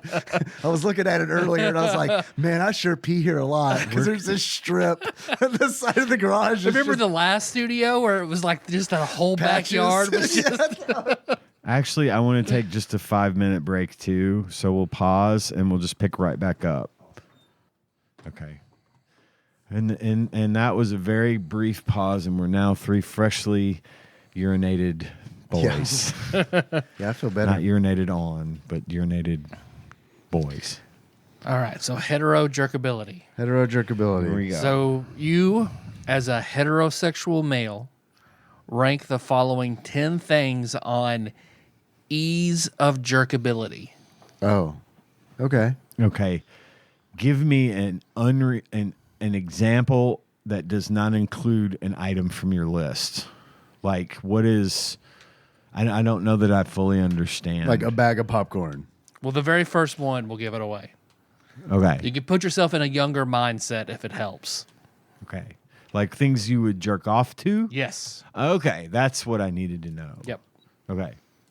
I thought you were going to list men.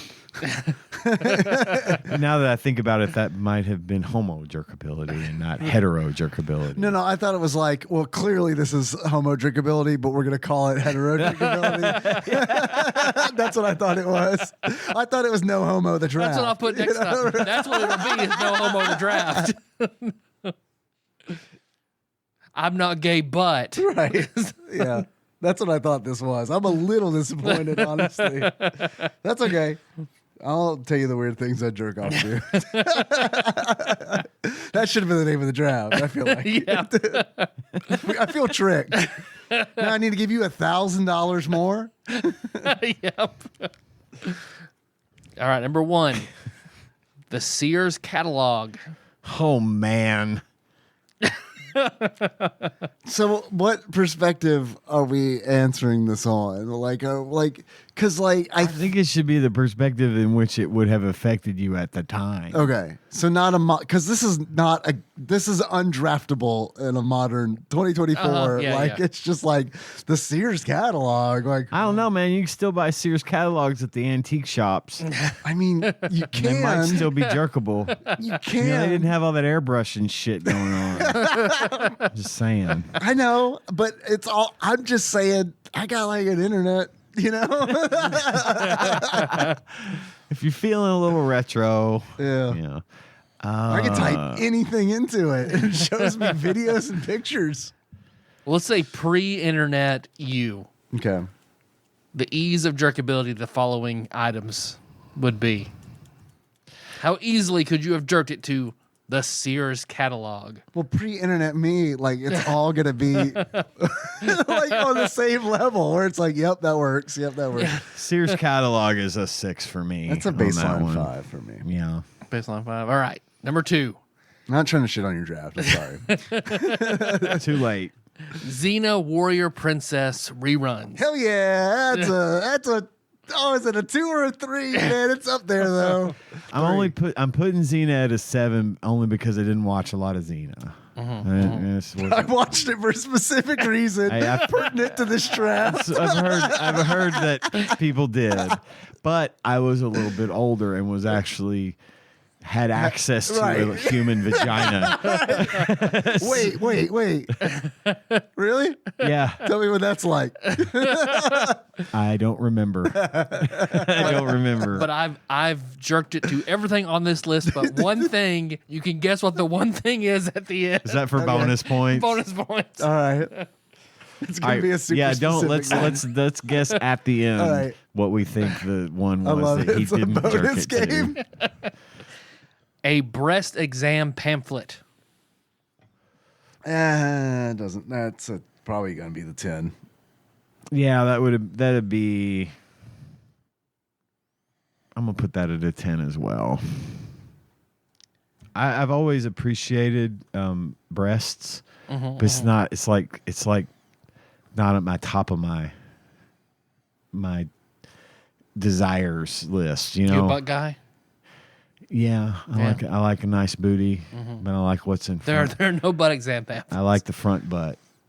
Oh. I'm a vagina man. You're a hardcore. I'm a fucking hardcore I'm a vulva man. man. I like Regular my poon vulva. hound. I knew that would get poon you. hound. Regular poon hound sage. I was hoping. Where's Discord? Where's my Discord? I'll change my name right now. My God. I Aaron will do. be happy when it didn't say pussy. Oh, We mentioned Joy and Chandler and said poon. I gotta know what I like. Yeah. Hey, Vulva, man, you gotta respect it. vulva are beautiful. I love them. They're fucking My favorite Pokemon. Fuck yeah, it is.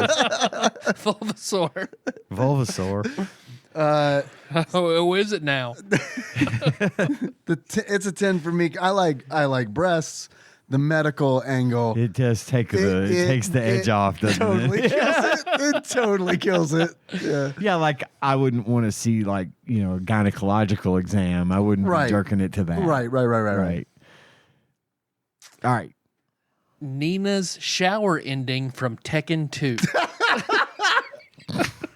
I don't think I've seen it, but it sounds hot. I gotta. That was a challenging wank to get there while trying to maintain and bust.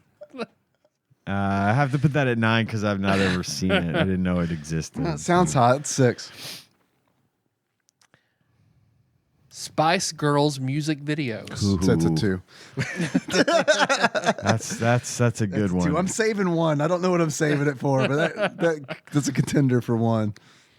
Boy, oh boy. I That one's a 3 for me. Again, I was a grown-ass man when most of the stuff was popular. Spice Girls was so popular. Yeah, they are.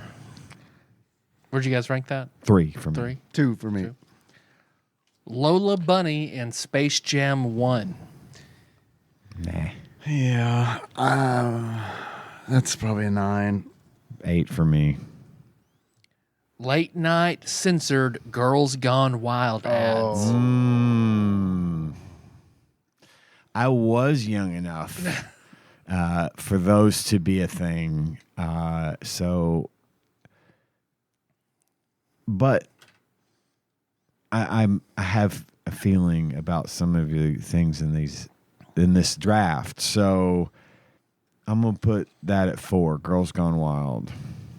Yeah, it's like, do I want to go ahead and use the number 1, or my next open one is 4? So it wasn't as much when I was younger and in that age range and watching late night TV. Most of what I would see were the 1-900 sex line ads mixed in with the Girls Gone Wild, but they hadn't quite gotten. Girls Gone Wild hadn't really hit yet.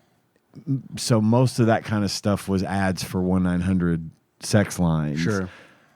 Which eventually kind of drifted away, and then came in the DVDs and the videos and basically the softcore porn that they would sell on USA Up all night. The E! Network's censored Howard Stern show reruns.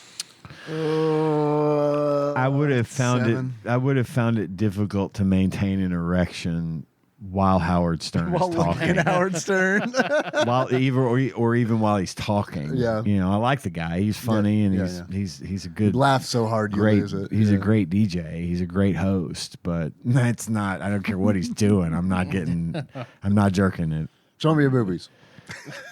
Yeah. Yeah, he got her to show him her tits. That's. Yeah, I got nothing. I can't do Bring that. Houston on to do this, and Houston will fuck you. Yeah, I forgot about that. All right, these next 2 better be good. I got 2 left. That's 1 and 2. Oh boy. Yes. Oh, Yes, boy. it's gonna be. I got it's 1 and gonna be 8. Great. It's gonna be great. Sonic the Hedgehog. Deviant art.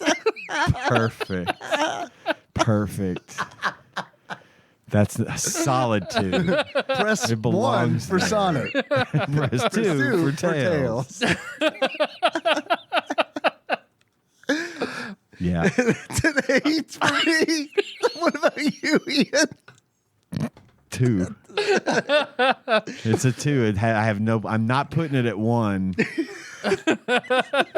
But I'm probably gonna wish I had. I'm probably gonna wish I had. Oh fuck. The last one, the old bettered warship that is scrambled porn. Hey, all right. Yeah. That belongs in number 1. I was holding on for Aeon Flux or something. But yeah, scrambled porn. Number 1. The Sears catalog and Sonic could switch spots on my list, and it would be pretty accurate. They're pretty much the same thing, right? Yeah. No. Nope. Okay, so we have to guess which one of these Tyler did not jerk it to. It has to be Sonic DeviantArt. I know the Nina's shower ending in Tekken 2. Oh, yeah. You just told us that.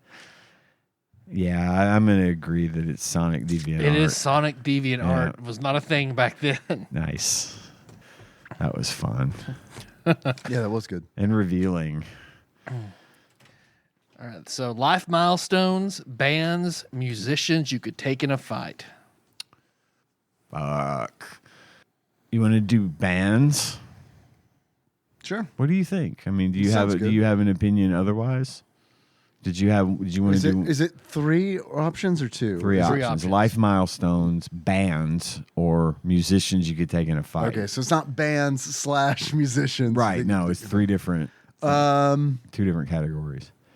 Bands sounds good. Or music. I have the same problem with you with musicians. You could take in a fight. It's like I don't think I could take any musician in a Right. fight. But who could you take easier or more? Who would beat your ass compared to like? I get a few good hits in. Yeah. Let's go bands. Okay, Let's do bands. bands. Bands. Okay. 10 spot bands. Number 1, the Eagles. 9.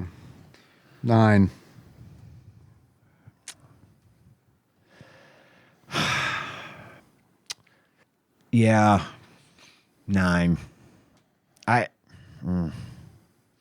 Sometimes I'm in the mood for the Eagles, and sometimes I'm fucking not. And more often than not, I'm not. Right, same. I've also honestly never been like, I've never listened to an Eagles album. Right. I just never have. I have, and generally, as far as I'm concerned, their albums are like, there's a couple of good tracks, and then usually the rest are not that great for me. I could see that. The first song I ever learned how to play on the bass was Take It Easy. Okay. This is when my bass teacher was trying to teach me how to read music, and it was very clear at the time that I was not going to be able to learn how to read music.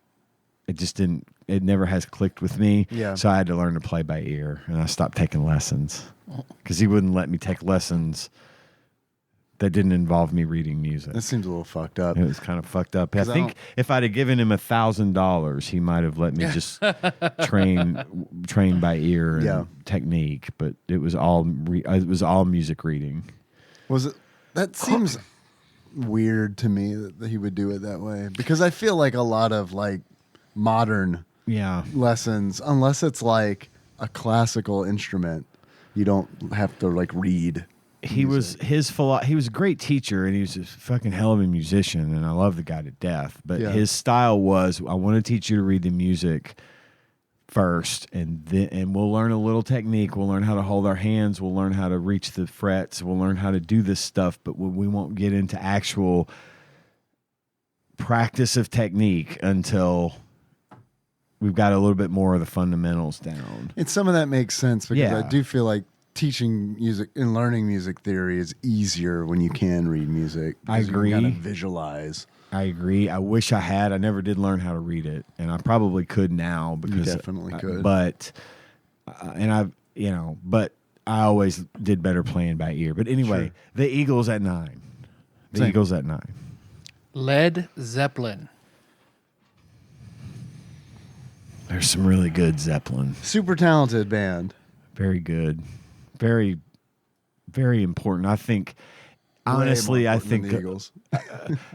they're a lot more important than the Eagles, and honestly, in a lot of ways, I think Led Zeppelin is more important than the Beatles. I've never been a lead head, though.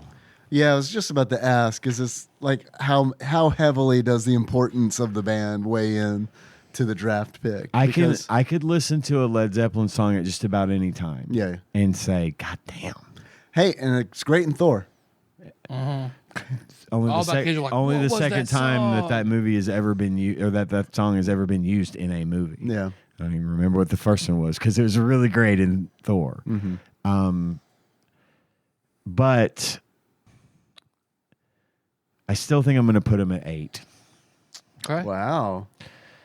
I think there's more coming that are going to have more significance to me than Led Zeppelin.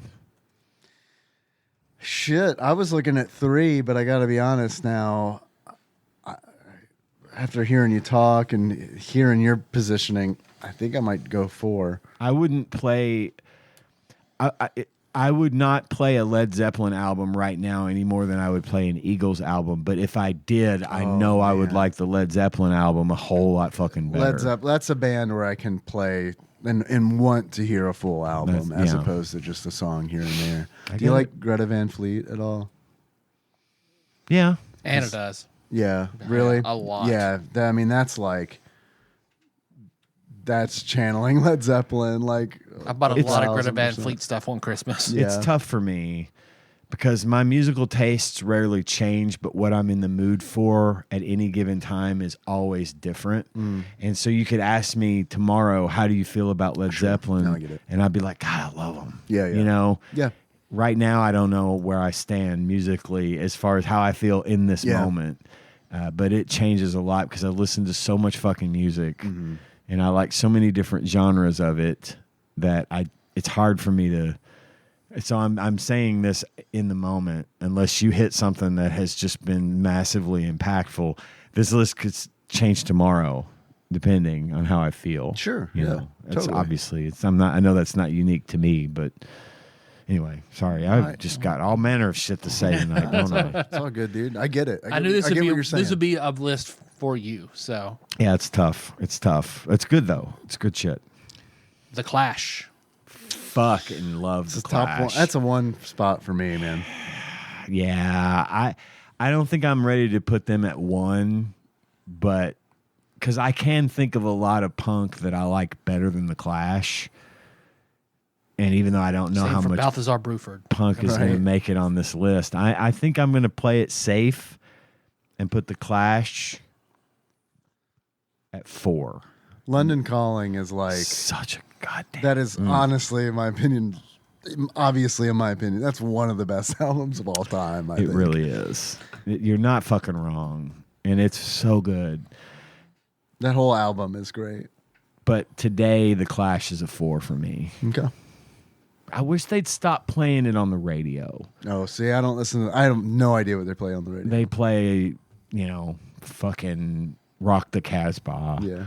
And it's a Rock good the song, Casbah, but it's like not the best They had Clash so song. many good songs. Right. If they would play Anarchy in the UK on the radio, I think I might, have an orgasm just because they never play that shit. They only play the one song.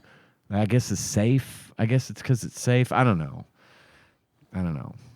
But they need to quit playing the Clash on the radio because they kind of put me out of the mood. I think I heard Rock the Casbah on the radio in my car earlier today. 9 Inch Nails. I hope you're gonna have some bad bands on here because I want to put 9 Inch Nails at a 7, and it's only because I don't know that many 9 Inch Nails songs. I like that they were involved in, or Trent Reznor was involved in Quake. 7. That's the longest time. The only thing I knew them from was Boxes of Nails and Quake. I mean, Closer, obviously, but yeah, I'm not a big 9 Inch Nails guy. I was a big 9 Inch Nails guy for a while. And that kind of passed for me. And now I kind of get like, ugh, when I hear some of the stuff, especially the stuff that's been played to death. But I put 9 Inch Nails at 7 as well. But that reflects in no way on how I feel about Trent Reznor. He is a fucking musical genius. And just everything he Go does. with the Dragon Tattoo soundtrack. Yeah, It's like dude. I gamed a lot to that. It's so fucking good. Everything he does works in the way that it's supposed to work for the situation it's written for. He's a brilliant fucking composer, and again, this in no way reflects how I feel about him as an artist because I have nothing but respect for the guy. So 7 for me. The Cure. I like The Cure. Cure is good. Cure is good. I don't like them as much as Led Zeppelin, so it makes me wish I had moved Led Zeppelin up. But The Cure is really good. Cure is really good. They had some really good shit, and The Cure was really popular when I was in high school. Sure. A lot of hormones flowed to the music of The Cure. I love 80s Eurotrash pop music. I love it. I'm going to put The Cure I'm going to put them at 3, right above The Clash. It's 5 for me. Queen. Man, I like Queen. I like the Queen songs that I've heard, but I've honestly never really gone out of my way to be like, I'm going to listen to all of the Queen that exists. I feel really bad putting them at 6, but I am going to put them at 6. Feels like they should be higher than that, but that's just me. I think in the same sort of way, but I do know Queen's music in and out. I've listened to everything they've ever done, and I've liked just about every note they've ever played. And out of respect for Queen, I put them at a 5 because I consider Queen to be a baseline, like a baseline for in a lot of ways. For me, it's the division between music, good and bad music. Mm-hmm. You're either better than Queen or you're worse than Queen. And I get so excited. I watched that fucking Live Aid concert at Wembley when the literal sound waves are rippling across the audience. And it gives me chills thinking about the power that this man had, that Freddie Mercury and Queen had. And the shit that, if you've not seen Bohemian Rhapsody, the biopic great. about it's Queen, great. It is in every way deserving of the awards that it won because it just fucking nailed it, and it paid such tribute to them. Rami Malek was great in it. He won for that one. He won Best Actor. Everyone was fucking great in that movie. I tend to not spend a lot of time listening to Queen because I've listened to them so much, and I get burned out. Isn't that a song Homer sings? What's I that? haven't spent a lot of time listening to Queen. Yes. My name was blah, blah, blah, when he bought liquor for the first time or something. Yeah, he was doing the flashback song about when I was 17, yes, I drank it some was like very good beer. It was the Fiddler on the Roof kind of song about singing about his life, and he says, "We grew up listening to Queen." when I was 17. Yes. 5 for me on Queen. Again, not as a reflection of how I feel about them, but because they are that baseline for me. Dave, where'd you have them? 6. Fleetwood Mac. Some really good Fleetwood Mac. Lies. It's a great song. They have a lot of good songs, and of course you got Stevie Nicks. We got Stevie Nicks out of Fleetwood Mac. Lindsey Buckingham, sure. He wrote Holiday Road, which is used in Vacation.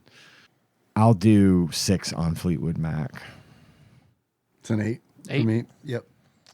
The Ramones. It's a 2 for me. Solid 2. Easily. Ramones is one of Tanya's favorite bands. And, yeah, really good shit. Love that punk. The Sex Pistols. I got 3 and 10 left. I'm not like a huge Sex Pistols fan. Me neither. But, I mean,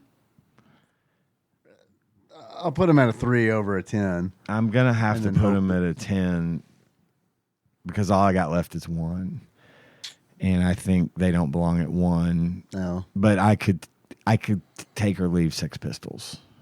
It's fine. They're good, you know. I'm the same way. I could take or leave the Sex Pistols. I mean, I think out of like the punk groups that are on this list, they're probably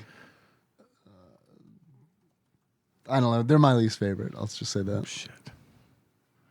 Lastly, Pink Floyd. Son of a bitch. I had to put Pink Floyd at 10. That sucks. That's like a top 5 of all time for me. By the way, I knew I had done this and I forgot.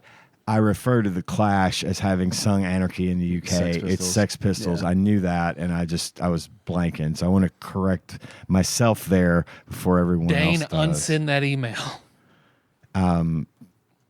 Listen, I was obsessed with Pink Floyd growing up. I have heard even the bad shit they did at the beginning of their career. Yeah. The weird 60s psychedelic shit. Piper at the Gates. Piper at the Gates of Dawn, Adam Hart Mother, all those weird albums, the soundtrack from the movie, I can't remember the name of the movie now. All of those, this was when Sid was in the band. Yeah, I'm a post-Sid fan.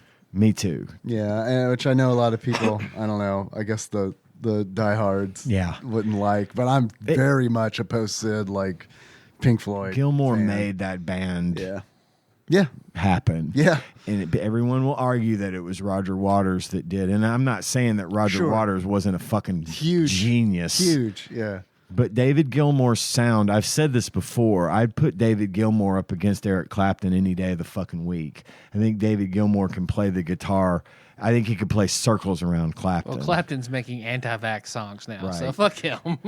And every single album that they have put out since Dark Side of the Moon, which came out the year I was born, has been good in some way. Mm-hmm. Dark Side of the Moon, their best album is Animals. If you haven't listened to Animals, is a great album. It's their best fucking album. It is a masterpiece. I'm going to listen to it on the way home now because I haven't listened to it in a while. The Wall, obviously. The Wall is a fucking another masterpiece, and it's got a really great movie to go along with it. Wish You Were Here. Wish You Were Here. I love Wish You Were Here. I mean, that's probably the one I listen to the most frequently. Yeah. It's got so many good tracks. The Final Cut was kind of like Roger Waters trying to do The Wall again, and it didn't work. It was okay. It's got some decent tracks, but it's not super. Yeah, I'm with you on that. And then comes, post Waters and Gilmour breakup. Pink Floyd continued on. Roger Waters continued on playing Pink Floyd songs, right? But not legally as Pink Floyd with his band. Momentary Lapse of Reason was like their first album that came out after they kind of broke up, and which I like. I liked the album. Yeah, I liked it a lot. like it. It was at first it was different and weird, and I didn't understand. It feels weird to like, but I like it. But the more I listen to it, the more I like. There's one song called like One Slip. It's a really great song, a really great track on that. And then they did a live at Pompeii concert. I think it was Pompeii, right? No, that was an album that they did back in the 60s. There's a live album, The Delicate Sound of Thunder. Okay, I haven't heard that. Album that they did after Momentary Lapse, and they're playing their hits, but it's like a double album. It's really great. I watch videos of Pink Floyd, of Roger Waters playing in the time that David Gilmour showed up to play, and they didn't know, no one knew he was coming, and they play Comfortably Numb, which has literally probably the most iconic guitar solo ever written. And they get to the part where the solo is supposed to start, and Gilmour is standing on top of the wall, and they shine a spotlight on him, and the fucking crowd goes ape shit because it's brilliant shit. And the history that they have is so rich and so controversial, and it's super controversial. But they were and remain my favorite divisive band ever. Maybe controversial is like when I think of controversial, I think of like some Eric Clapton shit. But divisive. I think they're very divisive. Yeah. They were, and it's a shame because they created some of the best music ever made, in my opinion. And it is absolutely without a doubt. This is my Kirk and Spock of the band's draft because Pink Floyd will remain probably my favorite band until the day I die. So, hell yeah. Pink Floyd, number one. Number one new show. Dukes of Hazzard. So that's pretty good until next time. Yeah. Hope y'all enjoyed hearing me talk nonstop for 2 hours tonight. I'll have my no homo jerkability list done for next time. Oh, can't wait. I'm a little over halfway through it right now. Great. Good. Because I had no idea what you guys were talking about. We'll throw it in the segment. We'll throw in a draft segment when we do the Rocketeer next time. Hell yeah. Hell yeah. Hell yeah. Well, thanks for listening, everybody. We found the show on iTunes, not SoundCloud, not Stitcher, but on Spotify, YouTube, all over the goddamn place. Lots of stuff going on. Most importantly is that Patreon. Breathe in. Hold it. Money, please. Money, please. If you'd like to give us money, we would like for you to give us money. And to do that, you're probably thinking, how? How, TADPOG, could I give you money? And to do that, you could go to patreon.com/TADPOG and give us as little as $1. And then for that $1, you will have access to all of our bonus content, including the Dark Tower book club series that we've done recently. The latest chapter of that just posted not like last week. And I think probably by next week, we'll be up to chapter 5. The Wolves of the Kala. We've also got a bunch of actual play on there that Tyler hosted several months ago, years even. Really good shit. All that for as little as $1 a month. And if you would like to become an executive producer, it's going to cost you a little more. It's going to be up $20 or more per month, gets you the title of executive producer. And we do have a few of those. And I'm going to read a list of names right now of those people that we do refer to as executive producers, starting with Cubicle Monkey, Gamebug Prime, Nathan Eaton, Pinball Airplane, Archmage, Chris Edler, we're sorry you couldn't be on this episode, Derek Pope Sandwich, Cthusiast Jeff Miners, congratulations on your marriage, Drinksmith Joey Webster, Sandwich Pope Phil Hawkins, Louisville Correspondent Princess Consuela, Banana Hammock, Flavor Trick, Taryn Dahl, and Canadian Turbo Nerd Thomas. Thank you all so much for your generosity. Thanks to all of our donors. Thanks, Joe. It goes a long way. It means a lot to us that in this economy, you give up your hard-earned cash to reward us for doing a show that we already like doing. Thanks to Dane, as always, for putting our podcast up on YouTube. And Brad, I've got your email about the Rocketeer. We're going to read it next week when we cover that. I think that's all I've got. Our theme song is Moves by Sycamore Drive. The link to that track can be found in the show at tadpog.com. How you guys want to close it out? As a car salesman? Yeah. Yeah. Guys, I don't think you're going to like what I have to say. I don't think you're going to like what I have to say, but we ran the numbers. Mm-hmm. And it looks like your payment's going to be Tropical Capricorn. But only if you finance it through us. Now, if you don't, we're doing this Patreon thing all wrong. Going to have to charge you $1,000. Yes, we need a financing plan. 30% interest. Patreon, yeah. $1.30 for every dollar. Right? Yeah. I think that's a good idea. TADPOG is hosted and produced by Tyler Holland, Dave Moore, and Ian Chandler. New episodes published Wednesdays each week and are available on Apple Podcasts, Spotify, and anywhere else podcasts are hosted. Have a question or comment for the hosts? Call us at 270-883-2555 and leave us a voicemail. If we like it, we'll play it on the show and respond. Want to send us something? You can do that at TADPOG Studios, care of Nicole Nance, P.O. Box 3785, Paducah, Kentucky 42002. If you absolutely must send us a food item, please use caution and good judgment when doing so. Tasty snacks that look or smell funky or are past their expiration date by the time we get to them will be thrown away. Bonus content is available at patreon.com/tadpog with a minimum donation of $1 per month. You can join in on the conversation by visiting our Discord at bit.ly/tadpogdiscord. Registration is free and we'd love to see you there. Thanks for listening, and if you haven't already, don't forget to subscribe to our show so you don't miss an episode. Now, where did I put that stinger? Oh, here it is. Yeah, I've had to test there before. Me too. And they didn't watch me. I was kind of disappointed, actually. I was hoping she would come watch me. You could have done a Frank Gallagher, put it in your mouth, and then. Oh. Pee-pee is gross.